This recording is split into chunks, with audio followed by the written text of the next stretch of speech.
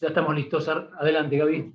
Muy bien, bueno, vamos a dar comienzo al Ateneo de hoy, que va a estar a cargo de Julieta Schafardo.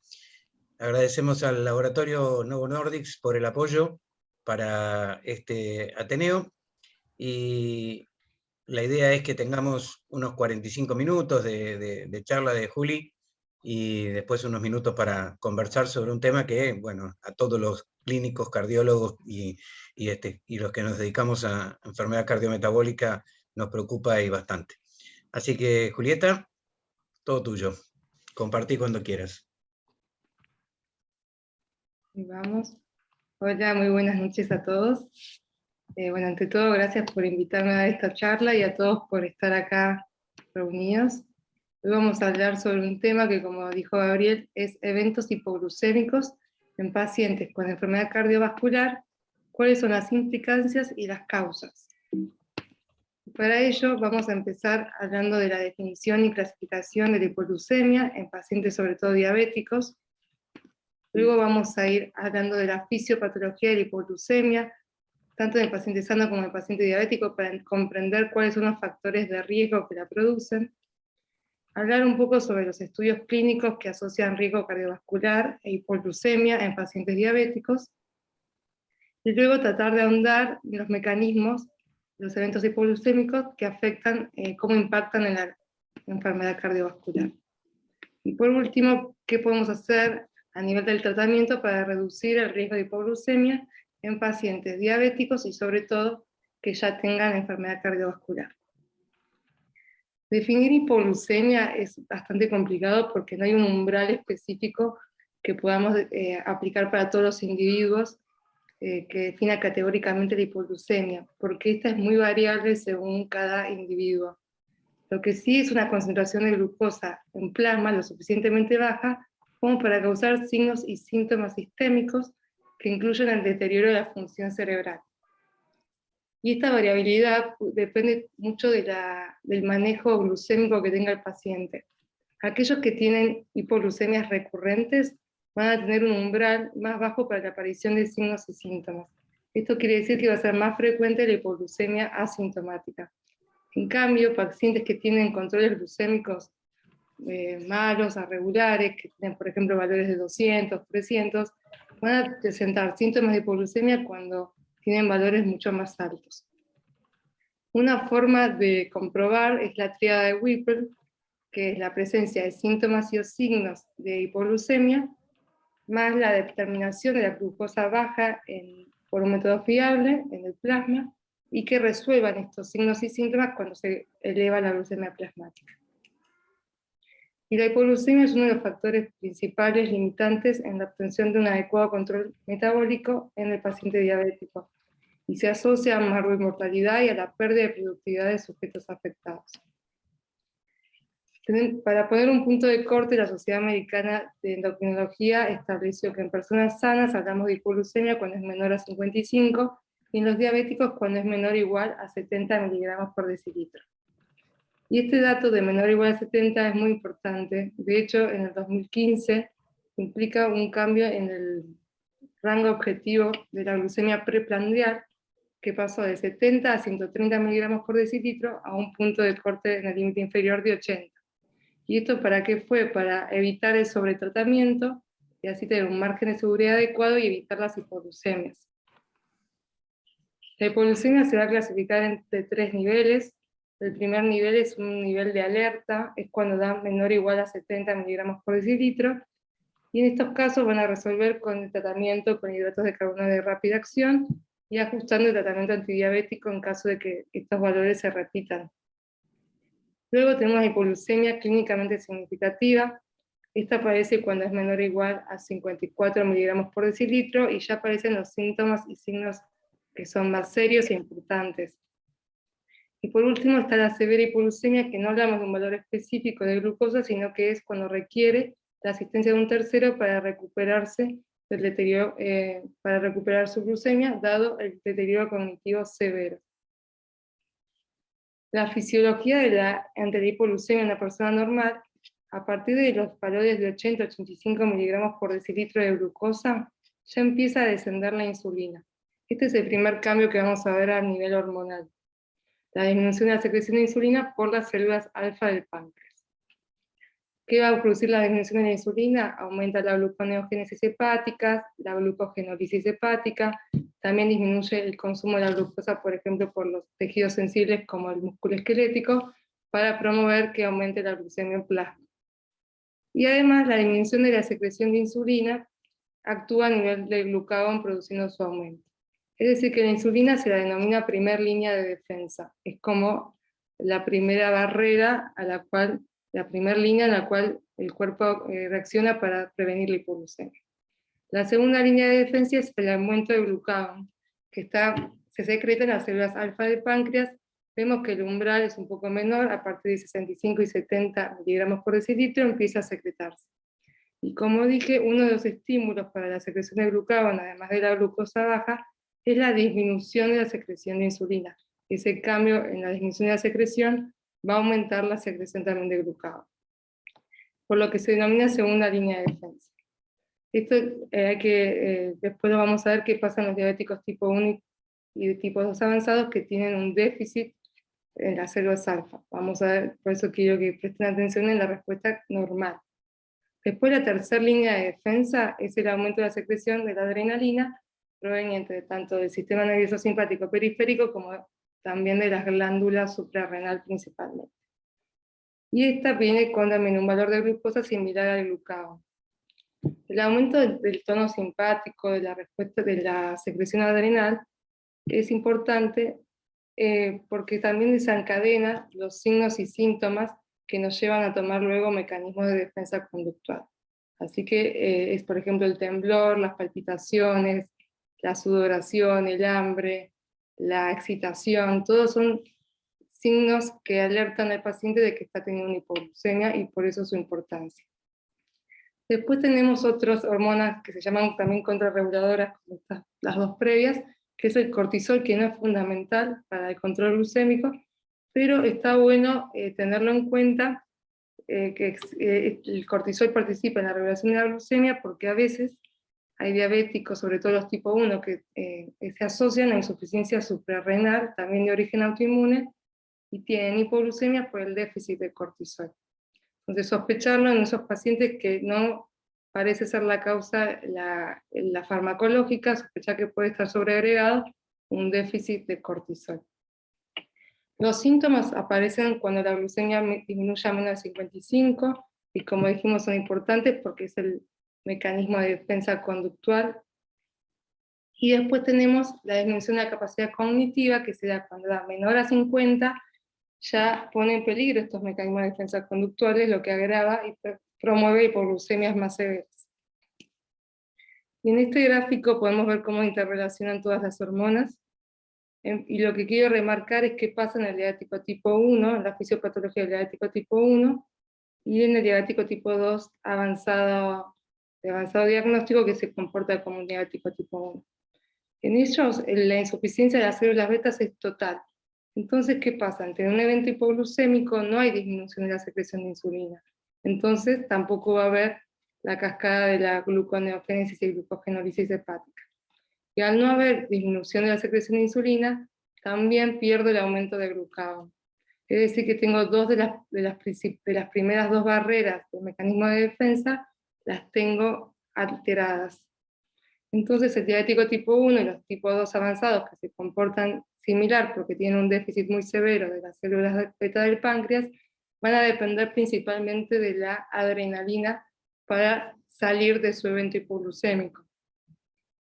Y bueno, la adrenalina actúa también estimulando la secreción de glucagón, actúa en el músculo, como hemos dicho, el mecanismo de respuesta conductual que me lleva a la ingesta de hidrato de carbono, pero vamos a ver luego qué va a pasar si tenemos episodios hipoglucémicos frecuentes. Los episodios hipoglucémicos que se pueden ver, por ejemplo, porque hay un exceso de insulina, ya sea porque la dosis es inadecuada, o la dosis de secretagogos como las sulfonilureas son inadecuadas, o el paciente se equivoca y utiliza la insulina rápida en vez de la de acción lenta como insulina basal, que eso es bastante frecuente de ver. Todos esos factores que pueden llevar a un aumento absoluto o relativo de la insulina en el organismo, me van a llevar a una hipoglucemia. Pero en principio en la diabetes tipo 2 temprana, cuando todavía tenemos algunas células beta, los mecanismos de defensa fisiológicos que hablamos recién se encuentran intactos, entonces el paciente puede salir de esa hipoglucemia con sus mecanismos de feedback que tenemos, que dependen de la insulina, del glucagón y la adrenalina. Pero ¿qué pasa cuando estos episodios aislados de hipoglucemia se acumulan? No son del todo benignos los episodios aislados, se van alterando de a poquito los mecanismos de defensa fisiológicos, principalmente la respuesta adrenal. ¿Y esto qué nos va a llevar? A que cuando el paciente avance en su diabetes y tiene una insuficiencia absoluta de las células beta del páncreas, no va a tener la defensa de la respuesta de la insulina, tampoco tiene la barrera del aumento del glucagón, entonces depende de la respuesta adrenal. Y cuando se acumulan las hipoglucemias, genera una alteración, una atenuación de esta respuesta simpática suprarrenal, lo que se llama insuficiencia adrenal autónoma asociada a hipoglucemia. Entonces, si tengo una respuesta simpática suprarrenal atenuada, ¿qué va a pasar? No puedo contrarregular en forma exitosa, y tampoco puedo reconocer la hipoglucemia, por lo que tenemos hipoglucemias recurrentes y encima más graves, lo que hace que un circuito vicioso que fomenta a mayor hipoglucemia. Y eso se demuestra en este estudio prospectivo BRIT, que podemos ver, primero en rojo tenemos a los diabéticos tipo 2, por un lado tenemos a los que tenían menos de 2 años de tratamiento con insulina, que tenían una prevalencia de hipoglucemia severa alrededor de un 7%, y los que llevaban más de 5 años de tratamiento con insulina alcanzaban un 25% de la prevalencia de esta hipoglucemia severa. Como vemos, un gran aumento por lo que se asocia al tiempo de evolución de la diabetes. Y casi que, como podemos ver en este gráfico, los diabéticos tipo 2, que ya llevaban varios años con insulina, más de 5 años, tenían incluso más porcentaje de hipoglucemia severa que los diabéticos tipo 1 de reciente comienzo. Y en los diabéticos tipo 1 también se da que a mayor tiempo de evolución aumenta significativamente la prevalencia de hipoglucemia. Para poder prevenirla es necesario conocer cuáles son los factores de riesgo de hipoglucemia. La principal causa de hipoglucemia en el paciente diabético es la iatrogénica. Como dijimos, las drogas más frecuentes que producen hipoglucemia es la insulina y los secretagogos, dentro de ellos están las sulfonilureas. Y las sulfonilureas son un amplio grupo de fármacos, dentro de ellos están glicazida, limepirida y la glibenclamida, por ejemplo. Esta última, la glibenclamida, tiene una vida media mucho más larga, entonces es la que tiene mayor riesgo de hipoglucemia. Entonces, a la hora de elegir, si tenemos que elegir una sulfonilurea, por ejemplo, porque el paciente no puede afrontar el costo de otro medicamento, tratar de elegir las de vida media más corta, como la sulfonilurea, y siempre ir de a poco con la dosis. Y en caso de que sea insulina requiriente, también evaluar bien la dosis de insulina, y lo más importante es la educación. ¿Por qué? Porque es bastante frecuente que la falta de los errores en la aplicación de insulina, ya sea, como dije, por equivocarse la insulina rápida con la lenta, o muchos pacientes se aplican insulina rápida, y no previo a las comidas, sino después, o no asociado a ninguna ingesta, lo cual lleva a un alto riesgo de hipoglucemia. Y también tenemos otro grupo de pacientes que pueden llegar a utilizar la insulina como en formas no indicadas, sino pacientes psiquiátricos que, como con un mecanismo de llamar la atención por una enfermedad psiquiátrica, por lo que sea, tienden a utilizar insulina para producirse, autoinfligirse hipoglucemias. Y eso lo podemos ver en familiares de pacientes diabéticos, o los mismos diabéticos, o por personal de salud. Después también tenemos que tener en cuenta la disminución del aporte exógeno de la glucosa. En ese caso lo que vamos a tener es un exceso relativo de insulina. Esto también es bastante frecuente, ya sea o porque están intercurriendo con alguna enfermedad aguda que hace que disminuyan el consumo de alimentos por su mal estado, o por ejemplo hay pacientes que no realizan la cena, tienen menos apetito, prescinden de alguna comida, entonces si mantenemos la misma dosis de insulina o secretagos y aportamos menos glucosa, obviamente hay mucho mayor riesgo de hipoglucemia. El otro punto es el aumento en la utilización de la glucosa, como por ejemplo en el ejercicio físico. Esto también hay que educar al paciente en caso de que haga una actividad física, sobre todo de moderada a alta intensidad, debe medirse la glucosa antes de realizar, porque si tiene menor a 100 no es recomendable, y ahí va a tener que ingerir algún alimento, ya sea una fruta, una barrita de cereal, para poder aumentar ese valor, y luego sí poder realizar la actividad física en forma segura. Otro de los factores a tener en cuenta es el consumo de alcohol. El alcohol inhibe la gluconeogénesis, entonces me va a fomentar una cetosis y la inhibición de la producción de la glucosa. Otro de los factores a tener en cuenta es la insuficiencia renal. Pacientes con falla renal tienen mayor riesgo de hipoglucemia por varios motivos. Uno de ellos es porque si están insulinizados hay una disminución del clearance de la insulina, y por otro lado, aunque en menor porcentaje que en el hígado, mucho menor, aportan también en la gluconeogénesis. Y por último punto, el aumento de la sensibilidad a la insulina, por ejemplo, en los pacientes que pierden peso, diabéticos tipo 2, que disminuyen de peso, hay que evaluar el ajuste de la dosis de insulina. Y después están las características también del paciente, el paciente frágil, de edad avanzada, que reside en hogar geriátrico, que tiene múltiples comorbilidades, que está polimedicado, y sobre todo que tiene deterioro cognitivo. Es un paciente al cual el riesgo de hipoglucemia es muy alto, y a este paciente hay que tener mucho cuidado a la hora de el tratamiento que vamos a instaurar para prevenir, y no ser tan intensivos para prevenir la hipoglucemia.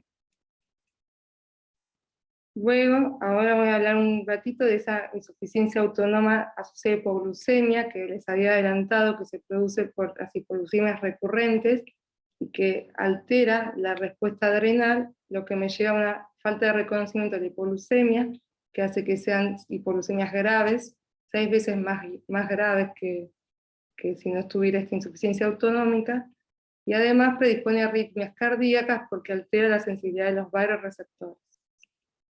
¿Y cuáles son los factores de riesgo para desarrollarla? Está relacionada, como dijimos, con la hipoglucemia recurrente. Entonces, el paciente que tiene déficit absoluto de insulina endógena es más propenso. El paciente que tuvo un antecedente de hipoglucemia grave, también. El paciente que tiene fallas en el reconocimiento de la hipoglucemia, o lo que tiene un tratamiento muy intensivo para el control glucémico, porque todo esto fomenta las hipoglucemias. Y bueno, ahora vamos a hablar un poco de diabetes y riesgo cardiovascular.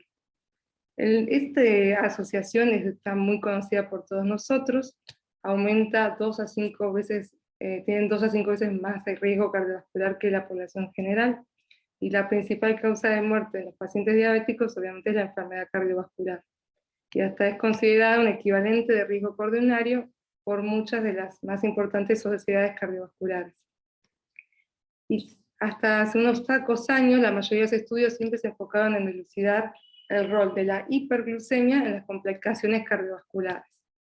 En los últimos años se ha empezado a esclarecer la potencial importancia que tiene la hipoglucemia en los eventos adversos cardiovasculares.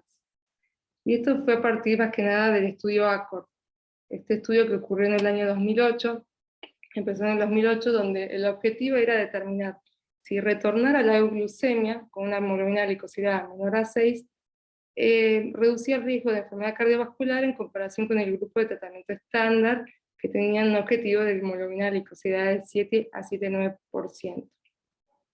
En este grupo, en este estudio participaron individuos que tenían alto riesgo cardiovascular, ya sea por ser diabéticos tipo 2 con enfermedad cardiovascular establecida, o tener un alto riesgo por la presencia de 2 o más factores de riesgo cardiovasculares, además de la diabetes, o tener evidencia de ateromatosis significativa. El criterio era valorar la combinación de infarto agudo de miocardio, ACV y mortalidad cardiovascular. Sin embargo, este estudio tuvo que detenerse en forma prematura porque aumentó la mortalidad por todas las causas un 22% en el grupo intensivo, y la mortalidad cardiovascular un 35%. Si bien los análisis siguientes no pudieron identificar exactamente cuál era la causa de esta mayor mortalidad se pudo asociar, atribuir a una compleja interacción que tenían que ver con los eventos de hipoglucemia. Y se hizo también un subanálisis, un análisis de subgrupos, que observó que en el tratamiento intensivo, en los pacientes que tenían un tiempo de enfermedad menor de su enfermedad, y que tenían menor hemoglobina glicosilada, y que no tenían enfermedad cardiovascular conocida previa, a este grupo de pacientes sí se relacionó con una cierta ventaja sobre el riesgo de enfermedad cardiovascular. De acá ya empezamos a hablar sobre la diferencia, tratar de diferir entre los pacientes que tienen ya enfermedad cardiovascular establecida y de larga evolución de los que no.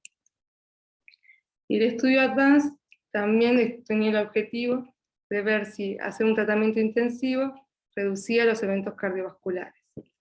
Y sí, en este estudio lo que demostró fue reducción de la microangiopatía por la reducción de la incidencia y progresión de nefropatía en el grupo intensivo. Pero a nivel de los eventos cardiovasculares, mortalidad cardiovascular o mortalidad por cualquier causa, no hubo diferencia significativa. Y lo que sí se observó en el grupo de control intensivo era mayor riesgo de hipoglucemia severa y hospitalización. Y en este estudio los pacientes que estaban en tratamiento intensivo estaban con tratamiento con glicazida. Y un estudio previo a estos dos es el estudio UKPDS, que este se caracterizaba por una población más joven y de corta duración de la diabetes mellitus. Y en estos vieron que el estricto control de la glucemia favorecía la reducción de las complicaciones microvasculares.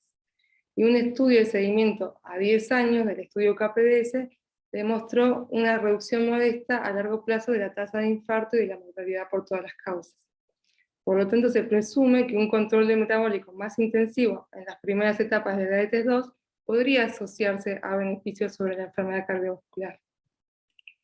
Entonces, en resumen, hay que diferenciar el paciente con el que tenemos adelante, individualizar el tratamiento, porque si se encuentra un paciente que es diabético, pero de corta duración de su enfermedad, no tiene enfermedad cardiovascular establecida, es un paciente joven, este sí se va a beneficiar con un control intensivo de la glucemia desde el punto de vista cardiovascular. En cambio, si la diabetes de tipo 2 es de larga evolución, ya tiene enfermedad cardiovascular establecida o ateromatosis establecida, y si encima es añoso, ahí vamos a tener que tener una vigilancia especial para prevenir la hipoglucemia y ser menos intensivos con el tratamiento. Bueno, ahora vamos a hablar qué implicancias cardíacas podría tener la hipoglucemia en la diabetes. Se vio que puede inducir la trombosis e inflamación, promueve la injuria endotelial y la aterosclerosis preclínica, lleva a la isquemia miocárdica y aumento del riesgo de daño cerebral, y también altera la repolarización cardíaca, arritmias, lo que lleva a arritmias y a la muerte súbita. Con respecto al aumento de la tendencia trombótica, el paciente ya diabético se encuentra en un estado proinflamatorio, y el evento hipoglucémico va a desencadenar una cascada de reacciones que coadyuvan a este efecto trombótico para la aparición de eventos cardiovasculares durante la hipoglucemia. Se vio que en experimentos aumenta la hipoglucemia, genera un aumento de la agregación plaquetaria, aumento de la P-selectina, aumenta también el inhibidor 1 del activador del plasminógeno y del fibrinógeno y del factor 8. Y por otro lado, disminuye el tiempo parcial de tromboplastina. Y fomenta la aterosclerosis por el aumento de los biomarcadores de inflamación, de la disfunción endotelial, del estrés oxidativo, de la aldosterona y de las moléculas de adhesión celular como el ICAM, el BCAM y la D-selectina. A su vez, otro de los efectos que tiene la hipoglucemia a nivel cardiovascular es que, como habíamos dicho, la hipoglucemia estimula la secreción de catecolaminas. Y las catecolaminas y el hiperinsulinismo llevan a la hipocalemia.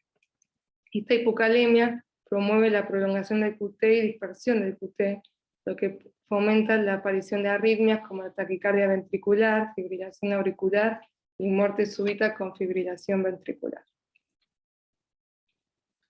Y también, también consecuente con los aumentos del tono simpático y de la adrenalina, va a producir aumento de la frecuencia cardíaca, presión arterial sistólica, del consumo de oxígeno, de la contractilidad miocárdica y de la fracción de eyección ventricular. Y de ahí que si esta hipoglucemia se puede asociar a isquemia miocárdica, sobre todo en los pacientes que ya tienen enfermedad coronaria, y la importancia de individualizar el tratamiento antidiabético según el paciente que estemos adelante para prevenirla. ¿Y cómo podemos hacer para minimizar el riesgo de hipoglucemia? Bueno, esto está sacado de una de las guías de la ADA, en el cual, cuando el objetivo es minimizar el riesgo de hipoglucemia, en general se empieza el tratamiento con metformina. Esto hoy en día es debatido porque hay estas sociedades que promueven el uso, por ejemplo, de los inhibidores de SGLT2 o de análogos GLP-1 si tiene enfermedad cardiovascular establecida previa. Pero supongamos que tenemos el paciente con metformina y no está en objetivo, está por encima del 1,5% del objetivo individual. Y remarcamos el individual porque para cada paciente tiene un objetivo glucémico diferente. Si no se encuentra un objetivo, hay distintas opciones de tratamiento para agregar. Una de ellas son los inhibidores de DPP-4, que son muy seguros en cuanto al riesgo de hipoglucemia, son también económicos, y lo único es que no disminuyen tanto la hemoglobina glicosilada, son neutros a nivel del peso y tienen como otra neutralidad desde el punto de vista cardiovascular, no producen ni beneficios ni tampoco empeora el riesgo cardiovascular. En cambio, si el paciente ya tiene una enfermedad cardiovascular establecida previa o de muy alto riesgo cardiovascular, la propuesta que más se recomienda es agregar o análogos de GLP-1 o inhibidores de SGLT2. ¿Por qué? Porque estos fármacos tienen beneficios a nivel de cardiovascular y además tienen bajo riesgo hipoglucémico. Y con respecto a los análogos de GLP-1, estos son algunos de los estudios. Por ejemplo, tenemos el del liraglutide, que vio que disminuye la mortalidad por todas las causas, disminuye la mortalidad cardiovascular. El semaglutide mostró sobre todo disminución del ACV. También después tenemos el exenatide, que no mostró superioridad versus placebo, entonces esta no es el análogo de GLP-1 que tiene evidencia de mejorar el punto de vista cardiovascular. Y después acá tenemos en lila los inhibidores de SGLT2. La empaglifosina en el estudio EMPA-REC, que disminuyó la mortalidad por todas las causas en un 32% y la mortalidad cardiovascular. La canaglifosina, que no mostró superioridad, pero también tenemos que tener en cuenta que la población era menos enferma que la empaglifosina, entonces no son del todo comparables, y sí disminuyó la hospitalización por insuficiencia cardíaca, lo mismo que la empaglifosina, que también disminuye la hospitalización por insuficiencia cardíaca y mortalidad cardiovascular. Por ende, si el paciente tiene sobre todo predominio de insuficiencia cardíaca, se va a recomendar los inhibidores de SGLT2, y si por ejemplo tienen ACV o mucha aterosclerosis, una enfermedad coronaria muy importante, capaz de empezar con un análogo de GLP-1. Y esto también está bueno comentarlo por el tema de que los estudios que yo nombré, que sean del 2008 o de la década del 2000, estamos hablando de que no existían estos fármacos, entonces eran tratamientos intensivos pero con insulina, con sulfonilureas, que tienen mayor riesgo de hipoglucemia. Entonces todavía estudios de tratamiento intensivo para ver qué pasa con los pacientes con alto riesgo cardiovascular, con estas drogas todavía no se han desarrollado. Y bueno, si en caso de que tengamos que requerir agregar insulina al tratamiento, porque el paciente sea un diabético que tiene un insulinopénico, no tenemos que tener miedo a incorporar la insulina. Lo que sí podemos elegir la insulina que tenga un perfil más suave a nivel de su curva farmacocinética, que no tenga picos muy bruscos en la curva. Y para eso, con los años se fueron desarrollando cada vez insulinas con mejor curva, y tenemos la de Gludec U200, que es la que tiene menor riesgo de hipoglucemia, y además tiene una vida media mucho más larga, que permite un poquito más de flexibilidad con el horario. Luego la segunda en menor riesgo de hipoglucemia es la glargina U300. La glargina U100 es un poquitito más de riesgo que la U300, pero muy buena también, por su curva, como la vemos acá, bien plana, no tiene picos y se da cada 24 horas. Y por último, las otras dos menos recomendables por mayor riesgo de hipoglucemia, tenemos la Detemir, que como vemos que no suele cubrir las 24 horas, suelen requerir 2 dosis y tienen una curva que genera un pico un poquito más brusco, y la NPH, que es la que tiene más picos, el pico más alto que todas, y que esta también requiere 2 dosis y que es la que tiene mayor riesgo de hipoglucemia porque al tener el pico no se comporta como el páncreas con su insulinemia basal. Y el otro es cuando vamos a agregar insulina y está ver con qué fármaco ya viene el paciente. Si está con tiazolidinediona se recomienda suspenderlas o reducir la dosis, y las sulfonilureas sucede algo parecido, se recomienda o suspender o reducir a la mitad. Y en caso de que ya tengamos que agregar insulinas previa a las comidas, ahí se recomienda fuertemente suspender la sulfonilurea para así evitar las hipoglucemias. Y bueno, como conclusiones, la hipoglucemia aumenta la morbilidad y mortalidad en los pacientes diabéticos. La principal causa es la iatrogénica y la acumulación de eventos aislados va atenuando los sistemas de defensa fisiológicos, generando un círculo vicioso que conduce a una hipoglucemia recurrente. En concordancia con los con los resultados del estudio ACCORD, un control no intensivo de hemoglobina glicosilada se hace adecuado en un paciente con enfermedad cardiovascular conocida o alto riesgo de padecerla. Y el uso de análogos de GLP-1 o inhibidores SGLT2 se convierte en una buena herramienta por su bajo riesgo de hipoglucemia y beneficios a nivel cardiovascular. Muchas gracias. Muy bien, Julieta, excelente, muy claro, y justo en el tiempo, está perfecto, menos de 40 minutos. Así que, bueno, tenemos algunos minutos para charlar, para hacerle preguntas a Julieta, algún comentario. ¿Quién se anima a empezar?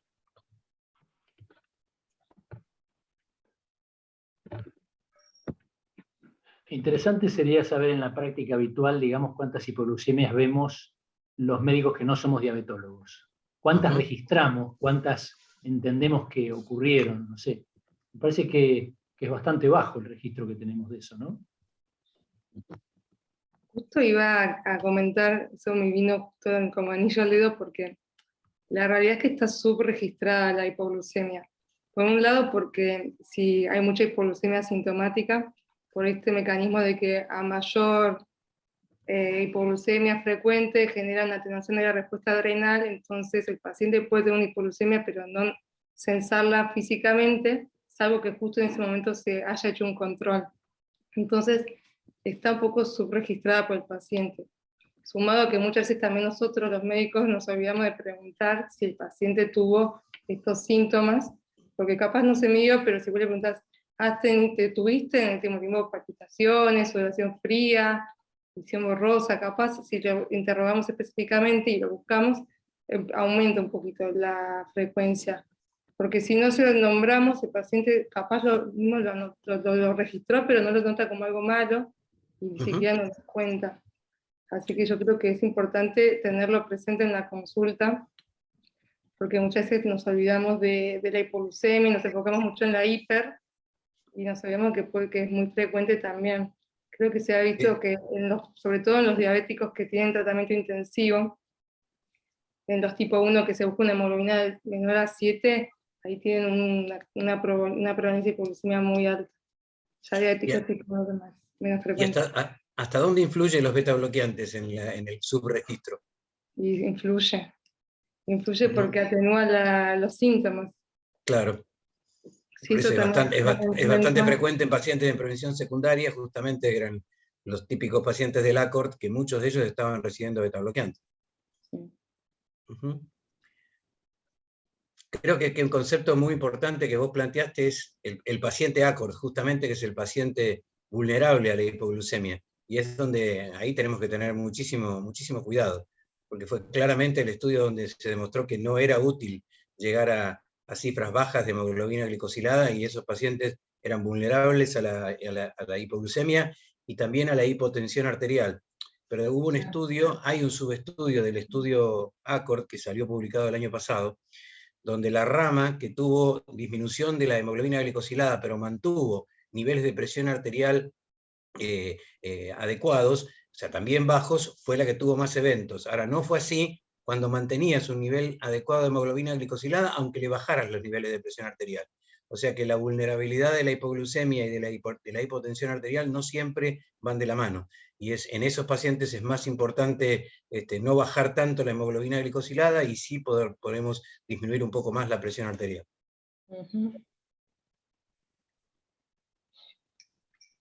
¿Algún comentario, alguna otra pregunta? O sea que con certeza, digamos, tenemos un subregistro, digamos, en nuestra práctica habitual de los cuadros hipoglucémicos, sin lugar a dudas.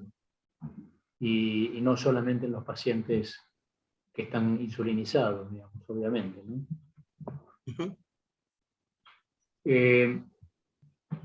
¿Cuál sería la pesquisa que debería hacer en todo paciente, digamos, diabético? El médico que más ve al paciente, bueno, el diabetólogo por ahí lo ve, pero a veces en algunos pacientes no los ve con tanta periodicidad el diabetólogo, ¿no? Sobre todo si son pacientes no insulinizados, si están recibiendo algún secretagogo y si tienen algún grado de insuficiencia renal. Esos son los pacientes donde por ahí el subregistro es mayor todavía, ¿no? ¿Qué opinas vos, Julieta? Mi idea es, para mí, en el paciente que tiene sulfonilureas, es que tenga un reflectómetro, medirse la glucemia por lo menos pre-desayuno, no sé si todos los días, pero varias veces por semana, y algunas otras aisladas durante el día para, por lo menos, por si son asintomáticas, y detectar por lo menos, decir, bueno, este paciente tiene hipoglucemia asintomática o no. Además de alertarle de los síntomas y preguntarle si tuvo esos síntomas, es buena práctica que tengan los pacientes que tienen drogas que promueven la hipoglucemia, que tengan su reflectómetro, sus tiras reactivas para mediciones aisladas, así como dispersas en la semana, para poder hacer como un panorama todo el día si en algún momento pesquisamos una. Después están los que tienen monitoreo continuo de la glucemia, el automonitoreo continuo, a ellos se los registran mucho más frecuente. Se vio que tienen por eso mayor tiempo en rango, porque al hacerse controles glucémicos más frecuentes previenen el episodio de glucemia cuando van viendo que se está atendiendo a la hipoglucemia, y favorece el rango, que es lo que importa hoy en día, con tanta hemoglobina glicosilada, pues un promedio que puede ser que tenga valores de 300 y 70, 60, versus los que tienen un rango estable, esa curva hermosa que se mantiene y no hace picos. Así que yo creo que la base es que tengan también sus tiras reactivas y su propio medidor de glucosa, sobre todo los que tienen drogas que la potencian.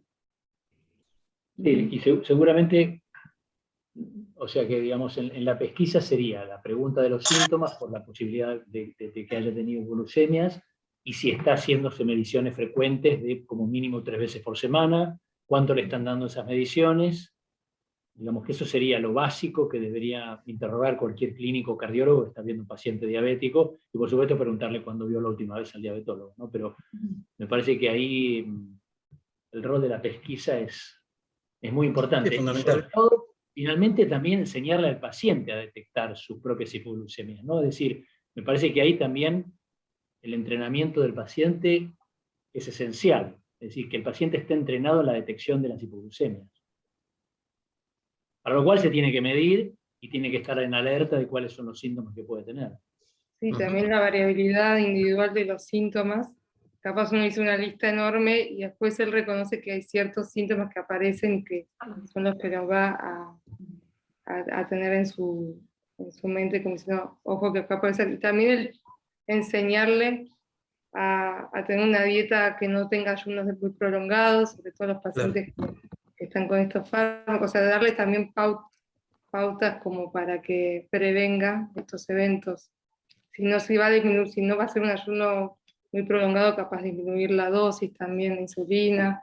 Esto del ejercicio, en el ejercicio también es bastante, otra cosa que sucede en el ejercicio es que a veces hacen hipoglucemia más tardía, por ejemplo los que son maratonistas, porque durante el ejercicio consumen todo el glucógeno del músculo y después, horas después de la actividad, empieza el músculo a reponer la glucosa en el músculo y ahí hacen recién la hipoglucemia.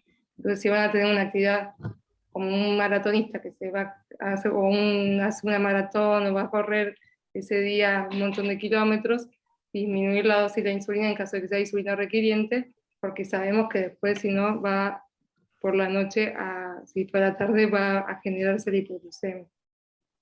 Perfecto. Haciendo una encuesta rápida con todos los médicos no diabetólogos que hay acá hoy presentes, ¿cuántas hipoglucemias detectaron ustedes que recuerden?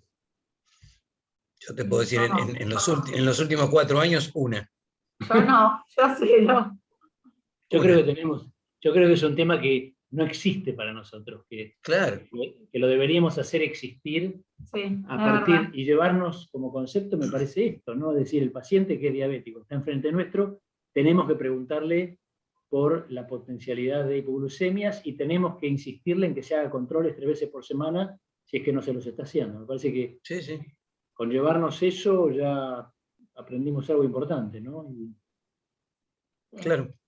Aparte, Juli, en la práctica nuestra, con las drogas nuevas, que sabemos que bajan poco la glucemia, y las damos por el impacto pronóstico, etcétera, es como que uno está envalentonado, sos diabetólogo, entre comillas, no, todo el resto no lo tenemos presente, ¿no? Claro. Sí, como es el arma de doble filo. En Sí. general, las drogas nuevas tienen muy bajo riesgo de hipoglucemia. Entonces, ustedes están seguros, tienen muy bajo riesgo. El paciente, en cambio, si ya está con insulina y le van a agregar uno de esos fármacos, Claro, ahí sí hay que disminuir la dosis. A veces pasa, el paciente viene ya con la insulina y tiene enfermedad cardiovascular previa y uno dice, este paciente se la merece, le agregamos aunque tenga un buen control glucémico, pero en esos casos obviamente hay que disminuir la dosis porque si no se van obvio. la glucosa. Sí, desde ya. Creo que es igualmente los signos sí, es bastante, hasta nosotros mismos los que hacemos diabetes, a veces nos olvidamos. No lo voy a admitir, porque pasa de largo, muchas veces obviamente lo vemos anotado, reflejado, pero si no, el paciente muchas veces no lo toma como... Y también está el tema de educar cómo salir de la hipoglucemia, que eso es otro tema, que también uno cree que lo sabe hacer y no lo sabe. Se come un pedazo de torta, o se come un alfajor, y eso no es contraproducente, no es la forma de salir de la hipoglucemia. Bueno, acá los chicos de NEA, de Saja NEA, agradecen mucho eso y prometen que van a estar atentos para interrogar sobre hipoglucemias oligosintomáticas. Sí, nosotros también, vamos a estar. Bueno. Perfecto. Buen mensaje, buenísimo. ¿Alguna pregunta más? ¿Algún comentario? Una pequeña cosita quería agregar. Respecto a lo que dijo Gaby Weissman, que dio una hipoglucemia solo en los últimos años, bueno, también yo que hago actividad privada y hospitalaria y el grupo de pacientes es muy distinto. En la actividad privada no encontré prácticamente hipoglucemias. No pude comprobar por lo que me contó el paciente, por ahí yo pude asumir de que puede haber tenido una hipoglucemia leve. Pero en el hospital, que yo soy internista en un hospital de un nivel sociocultural de mediano a bajo, bueno, he visto mucha hipoglucemia severa. Claro. En pacientes mayores, ojo que con creatinina levemente elevada, pero si uno le hace con la distinta fórmula, un MDRD4, tienen falla renal, y utilizando la sulfonilurea, porque son gente de pocos bajos recursos económicos, y hemos logrado hipoglucemias severas, y en los cuales, o sea, mucho es iatrogenia de los médicos que lo seguían viendo a las pacientes que ya tenían falla renal, y después también en el tratamiento, porque hacían un goteíto de dextrosa, después le suspendían rápidamente cuando normalizaba, y eso requiere un tratamiento más prolongado, ¿no? Pero era visto en un hospital donde la gente es de bajos recursos económicos. Sí, es un comentario importante ese, porque es cierto. El acceso a las tiras reactivas. Sí, la combinación de factores. Está recontralimitado. Insuficiencia renal, costo de los medicamentos, uso más predominante de sulfonilureas, No tienen tiras reactivas. Falta de contención social, falta de información para medirse bien. Y Sí, combo. y una dieta riquísima en hidratos de carbono. Obvio. Sí, Bien. correcto. Bueno, Bueno, muy muchísimas bien. más gracias. comentarios. Ah, Julieta, muchas gracias, estuvo clarísimo. Muchas gracias, Juli. Creo que el mensaje nos entró, nos llegó. Y vamos a empezar la pesquisa. Vamos a Vamos estar más atentos. Muy bien. Gracias por muchas todo. gracias. todo. Chao, nos vemos Buenas la noches. próxima. Muchas gracias, hasta luego. Chao, hasta Gracias luego. a todos. Chau, Gracias. chau.